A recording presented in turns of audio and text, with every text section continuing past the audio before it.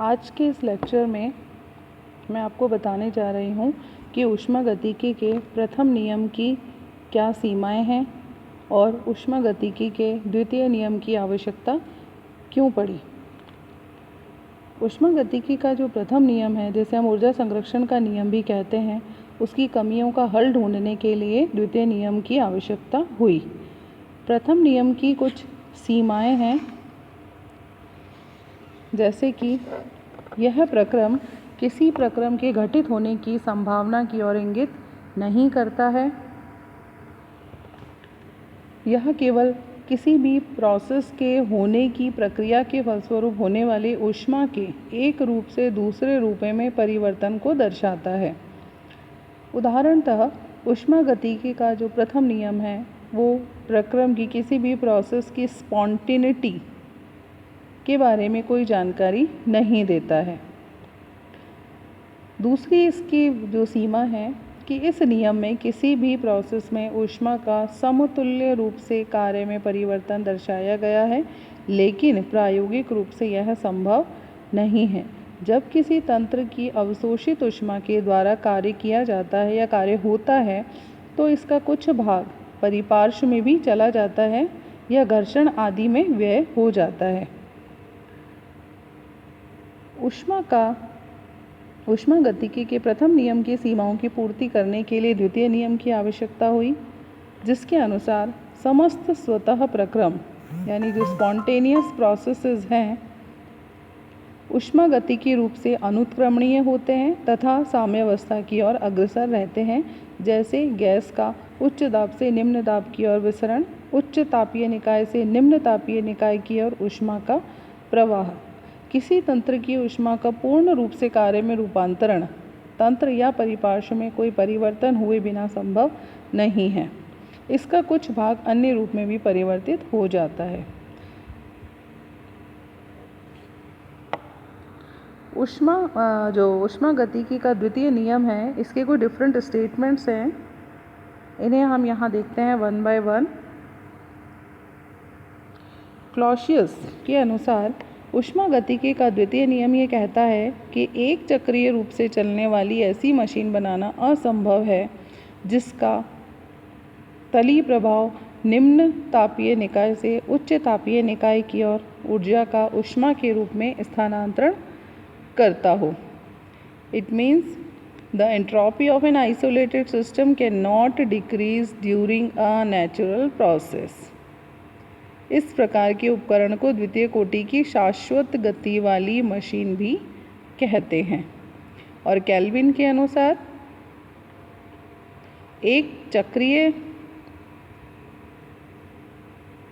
रूप से चलने वाली उपकरण को बनाना असंभव है जिसका तली प्रभाव यह होता है कि वह एकल तापीय संग्राहक से ऊर्जा अवशोषित करे और उसे बराबर मात्रा के कार्य में परिवर्तित कर दे।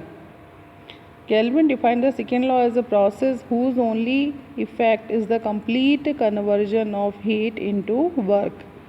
ये पॉसिबल नहीं है। अब हम यहाँ देख रहे हैं कि क्लॉसियस और केल्विन दोनों की जो डेफिनेशंस हैं वो लगभग इक्वलेंट हैं। The total change in entropy is just the change in entropy of the heat bath. Entropy में होने वाला जो कुल परिवर्तन है वो वास्तव में हीट बाथ की एंट्रोपी में होने वाला परिवर्तन है, जिसे हम दर्शाते हैं del S H B equal minus Q by T से, which is smaller than 0। In reality वास्तविकता में क्या है, only a fraction of the heat extracted from a heat bath can be converted into work.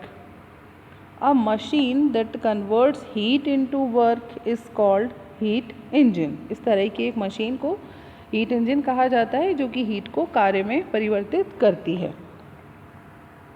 क्या होता है heat engine, इसको हम थोड़ा डिटेल में देखेंगे।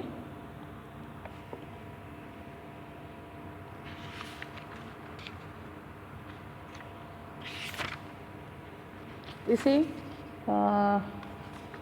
कार्नोट इंजन भी कहा जाता है। कार्नोट इंजन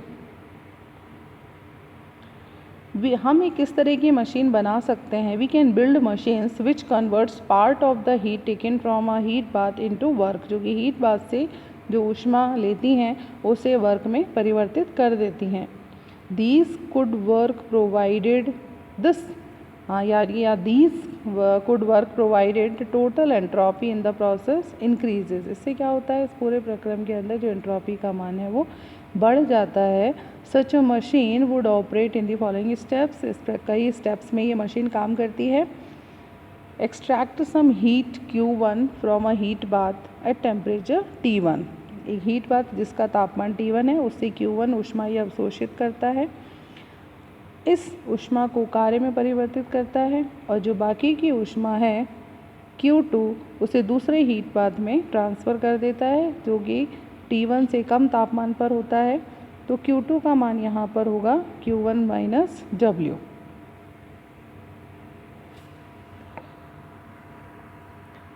तो नेट एंट्रोपी चेंज क्या हुआ इस पूरे साइकिल के दौरान? दोनों प्रोसेस में जो होने वाला कार्य है उसे या ऊष्मा परिवर्तन है, एंट्रोपी चेंज है, उसे हमने इस तरह से ऐड किया। तो डेल एस किसके बराबर होगा? फर्स्ट स्टेप में होने वाली एंट्रोपी चेंज प्लस दूसरे स्टेप में होने वाला एंट्रोपी चेंज। तो हम यहाँ देख रहे हैं कि जो डेल एस का मान है वो 0 से ज़्यादा होगा या 0 के बराबर होगा। तो यहाँ ओवरऑल Q2 का जो मान है वो Q1 की तुलना में ज़्यादा होगा। सिंस तो Q2 का जो मान है वो Q1 into T2 upon T1 से ज़्यादा या उसके बराबर होगा। W का मान जो है वो Q1 माइनस Q2 के बराबर होगा। Then the larger Q2 is the less work W can be done by the cycle. अगर Q2 का मान ज़्यादा होगा यानी कि दूसरे हीट बाथ में जाने वाली ऊष्मा का मान अगर ज़्यादा है तो कम कार्य किया जाएगा साइकिल के द्वारा। Thus generally we would like to lower Q2 as much as possible, इसलिए हमारी कोशिश होती है कि Q2 का मान कम से कम किया जाए जिससे कि ज़्यादा से ज़्यादा कार्य प्राप्त किया जा सके उस मशीन के द्वारा। We define the efficiency of a heat engine by eta is equals to W by Q1। It is the ratio of the work done by the system to the amount of heat taken from the heat bath। आदर्श रूप से हम मानते हैं कि कोई भी जो engine है उसके लिए नीटा का मान या दक्षता का मान 1 होना चाहिए। All heat taken is converted to work, यानी जितनी भी हीट वो हीट बाथ से ले रहा है पूरी की पूरी वर्क में या कार्य में कन्वर्ट हो जाए। द सेकेंड लॉ यानी जो द्वितीय नियम है वो बताता है कि इट इज़ इम्पॉसिबल Q2 का मान हमेशा Q1 T2 अपॉन T1 से ज़्यादा होगा which is equals to Q1 minus W, और इसे 1 माइनस नीटा भी लिखा जा सकता है। तो हम यहाँ देखेंगे तो जो इंजन की दक्षता है यानी कि जो नीटा है इसकी वैल्यू हमेशा 1 माइनस T2 अपॉन T1 से कम होगी या उसके बराबर होगी, और it may be written as T1 minus T2 upon T1, यानी T1 का मान हमेशा ज़्यादा होगा। The maximum theoretical efficiency occurs when the process is reversible and the inequality becomes equality। और एक आइडियल प्रोसेस जो है वो बताता है कि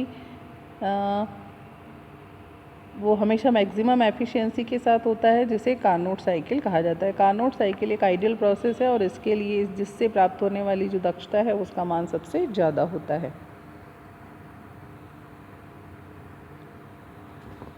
तो इससे स्पष्ट होता है कि तंत्र के द्वारा अवशोषित कुल ऊष्मा का कार्य में परिवर्तन संभव नहीं है। यही ऊष्मागतिकी का द्वितीय नियम है।